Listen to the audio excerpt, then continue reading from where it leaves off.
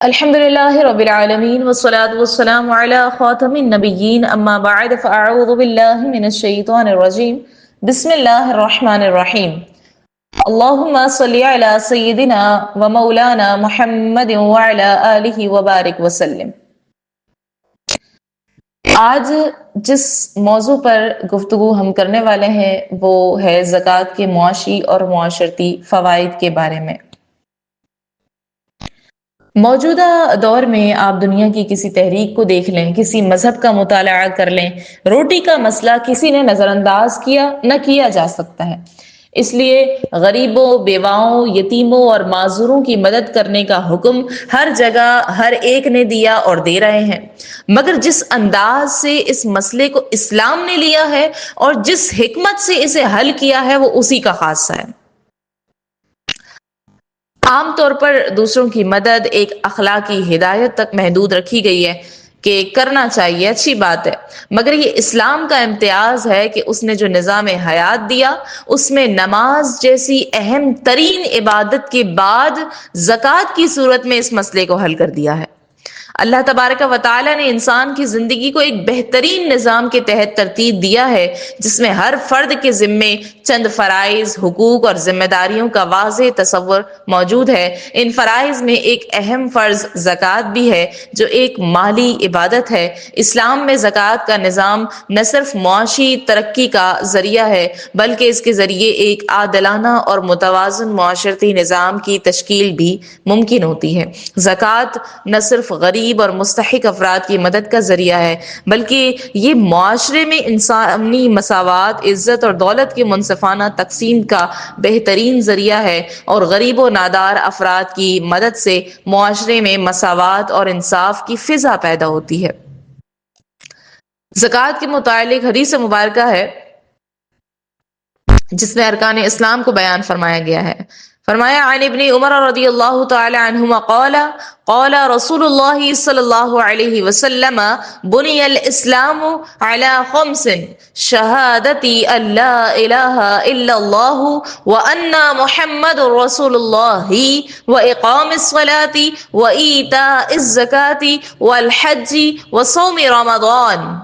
رسول اکرم صلی اللہ علیہ وسلم نے فرمایا اسلام کی بنیاد 5 چیزوں پر رکھی گئی ہے۔ ایک تو یہ کہ گواہی دینا اللہ تبارک و تعالی کے سوا کوئی معبود نہیں، اور یہ کہ محمد صلی اللہ علیہ وسلم اللہ رب العزت کے رسول ہیں۔ دوسرا یہ کہ نماز قائم کرنا، تیسرا زکوٰۃ ادا کرنا، چوتھا حج کرنا اور رمضان شریف کے روزے رکھنا۔ حدیث مبارکہ میں اسلام کی 5 بنیادی چیزوں کا ذکر ہوا۔ ان میں سے آج ہم زکوٰۃ کے بارے میں کلام کر رہے ہیں۔ زکوٰۃ کا معنی کیا ہے، زکوٰۃ کی فرضیت کیا ہے، اس کی اہمیت اور زکوٰۃ کے مصارف، زکوٰۃ کے دینی، اخلاقی، معاشی اور معاشرتی فوائد کے بارے میں سنیں گے۔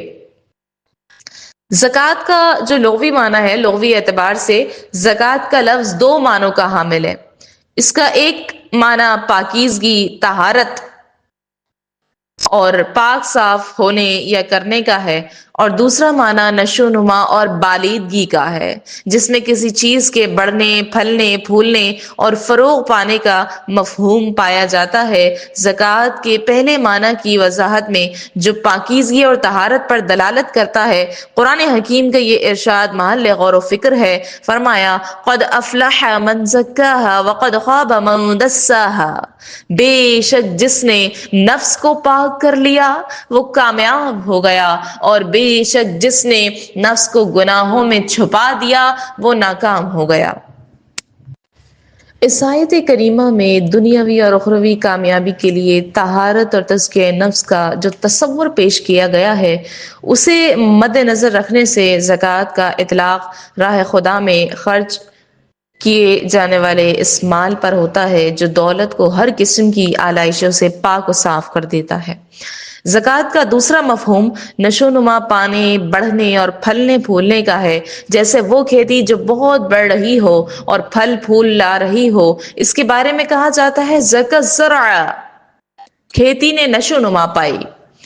اس مفہوم کو پیش نظر رکھیں تو زکوٰۃ کے لفظ کا اطلاق اس مال پر ہوتا ہے جسے خدا کی راہ میں خرچ کرنے سے اس میں کمی واقع نہیں ہوتی، بلکہ وہ خدا کا فضل اور برکت شامل ہونے کی وجہ سے بڑھتا رہتا ہے۔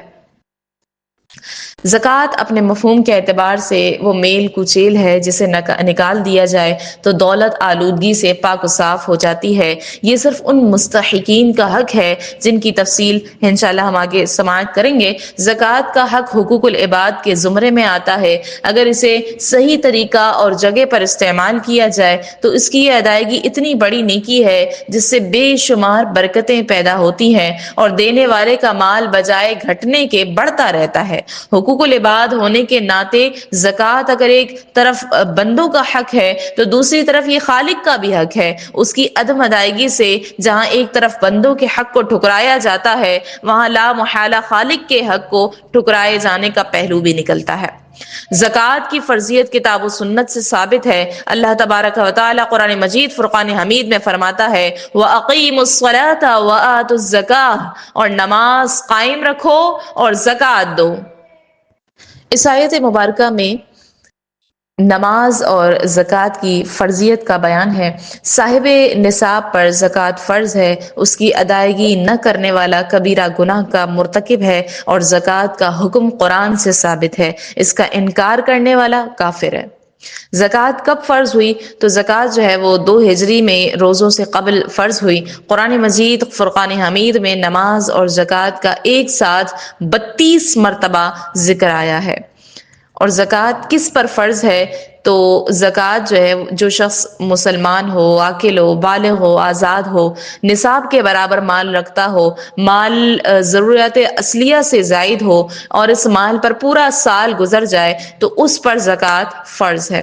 اور نصاب سے مراد یہ ہے کہ اس کے پاس 7.5 تولہ سونا ہو یا 52.5 تولہ چاندی ہو، یا دونوں کی مالیت کے برابر، یا دونوں میں سے ایک کی مالیت کے برابر نقدی ہو، یا سامان تجارت ہو، یا یہ سب ملا کر یا ان میں سے بعض ملا کر مجموعی مالیت چاندی کے نصاب کے برابر بنتی ہو۔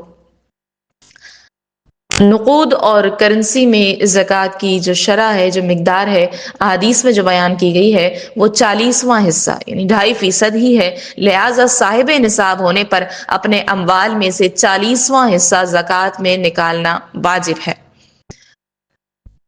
زکوٰۃ کے مصارف جو ہیں وہ 8 ہیں: فقیر، مسکین، عامل، رقاب، غارم، فی سبیل اللہ، ابن سبیل اور مؤلفۃ القلوب۔ اب فقیر کون ہوتا ہے؟ اس چیز کو سمجھیے۔ فقیر وہ شخص ہوتا ہے جس کے پاس کچھ مال ہے، کچھ نہ کچھ مال ہے، مگر اتنا نہیں ہے کہ نصاب کو پہنچ جائے، اور نصاب کی تفصیل پہلے بتائی گئی ہے۔ اور مسکین وہ شخص ہے جس کے پاس کچھ بھی نہیں ہے، یہاں تک کہ وہ کھانے اور بدن چھپانے کے لیے بھی لوگوں سے سوال کا محتاج ہوتا ہے۔ عامل وہ ہوتا ہے جسے بادشاہ اسلام نے زکوٰۃ اور عشر وصول کرنے کے لیے مقرر کیا ہو، اس کو بھی زکوٰۃ دی جا سکتی ہے۔ مؤلفۃ القلوب، اس سے مراد وہ کافر ہے جس سے امید ہو کہ وہ مال لے کر مسلمان ہو جائے گا یا مسلمانوں کو ایذا دینے سے رک جائے گا۔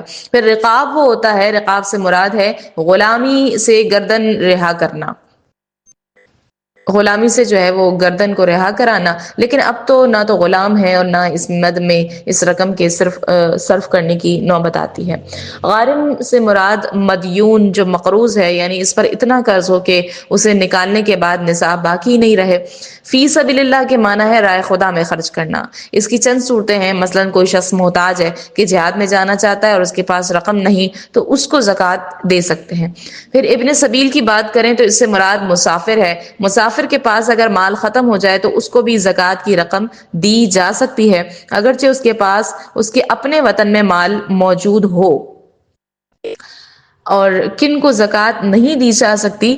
تو اس حوالے سے یہ ہے کہ زکوٰۃ اپنے اصول جو ہوتے ہیں، والدین، دادا دادی، نانا نانی وغیرہ اوپر تک کے جو ہوتے ہیں، اور فروع، بیٹا بیٹی، پوتا پوتی، نواسہ نواسی وغیرہ جو نیچے تک ہوتے ہیں، ان کو نہیں دے سکتے۔ اسی طرح بیوی اپنے شوہر کو اور شوہر اپنی بیوی کو نہیں دے سکتے۔ اس کے علاوہ کسی مالدار، صاحب نصاب یا سید ہاشمی کو بھی نہیں دے سکتے، اور یوں ہی کافر کو بھی زکوٰۃ دینا یہ جائز نہیں ہے۔ زکوٰۃ دینے کے کئی طرح کے فوائد ہیں، دینی، اخلاقی، معاشی، معاشرتی۔ دینی فوائد تو یہ کہ زکوٰۃ ارکان اسلام میں سے ایک رکن کا قیام، جس سے بندے کو دنیا اور آخرت کی سعادت ملتی ہے، پھر اللہ رب العزت کا قرب حاصل ہوتا ہے، ایمان میں اضافے کا باعث بنتی ہے، اس کی ادائیگی سے بندے کو اجر عظیم بھی ملتا ہے۔ یہ تو دینی فوائد ہو گئے۔ اخلاقی فوائد کی بات کریں تو زکوٰۃ دینے والے انسان میں جود و سخاوت کی صفت پیدا ہوتی ہے۔ زکوٰۃ دینے سے فقیر اور مسکین جو ہوتے ہیں، فقیر اور مسکین جو لوگ ہوتے ہیں، ان کے لیے جذبہ رحم، مہربانی ابھرتا ہے اور دوسرے پر رحم کر کے خود بھی اللہ کی رحمت حاصل کرتے ہیں۔ یہ عام مشاہدے کی بات ہے کہ مسلمانوں کو نفع پہنچانے سے انسان کو دلی سکون اور راحت ملتی ہے اور وہ لوگوں کی نگاہوں میں بھی محبوب بن جاتا ہے، اور زکوٰۃ ادا کرنے سے انسان کا نفس بخل اور کنجوسی اور نفس کی بخیلی سے پاک ہو جاتا ہے۔ اور اگر معاشی فوائد کو دیکھیں تو دولت کی گردش، زکوٰۃ کا مقصد امیروں کے پاس رکھی ہوئی دولت کو غریبوں تک پہنچانا ہے، جس سے دولت کی گردش بڑھتی ہے، اس سے معاشی سرگرمیاں بڑھتی ہیں اور کاروبار میں ترقی ہوتی ہے، کیونکہ غریب افراد بھی اپنی ضروریات پوری کرنے کے لیے خریداری کرتے ہیں۔ پھر سرمایہ کاری میں اضافہ، غریب افراد کو زکوٰۃ کی صورت میں مالی مدد ملتی ہے، جس سے ان میں چھوٹے کاروبار شروع کرنے یا چھوٹی سرمایہ کاری کرنے کی گنجائش پیدا ہوتی ہے۔ اس سے مقامی معیشت کو فائدہ پہنچتا ہے اور نئی کاروباری سرگرمیاں جو ہے وہ بڑھتی ہیں، یوں ہی خوشحالی میں اضافہ ہوتا ہے۔ زکوٰۃ کا نظام عوام کی ضروریات زندگی کو پورا کرتا ہے، جس سے معاشرے میں خوشحالی آتی ہے، معاشی عدم مساوات کا خاتمہ ہوتا ہے۔ زکوٰۃ کے ذریعے دولت کی منصفانہ تقسیم ہوتی ہے، جس سے امیر اور غریب کے درمیان معاشی تفاوت کم ہوتا ہے، اس سے معاشی فرق کم ہوتا ہے اور ایک زیادہ متوازن معیشت کی تشکیل ہوتی ہے، مقامی معیشت کی ترقی ہوتی ہے۔ زکوٰۃ کے پیسوں کا ایک بڑا حصہ مقامی سطح پر غریبوں کی ضروریات پوری کرنے اور مقامی کاروباروں کی حمایت کرنے میں خرچ ہوتا ہے، جس سے مقامی معیشت کو فروغ ملتا ہے۔ اور پھر خود کفالت کی ترقی بھی، زکوٰۃ کے ذریعے غریب افراد کو معاشی طور پر خود کفیل بنانے میں مدد ملتی ہے۔ زکوٰۃ کا مقصد صرف عارضی مدد نہیں بلکہ لوگوں کی فلاح و بہبود اور معاشی خود مختار کا فروغ ہے، جس سے مجموعی معیشت میں بہتری آتی ہے۔ زکوٰۃ کے معاشی فوائد اس بات کا ثبوت ہیں کہ اسلامی معیشت نہ صرف روحانیت بلکہ عملی طور پر معاشی استحکام فراہم کرنے کا ایک مؤثر ذریعہ ہے۔ اور معاشرتی فوائد کی بات کریں تو زکوٰۃ ایک اہم اسلامی فریضہ ہے، جس کا مقصد معاشرتی انصاف کو فروغ دینا اور غریبوں کی مدد کرنا ہے۔ اس کے معاشرتی فوائد جو ہے وہ بے شمار ہے۔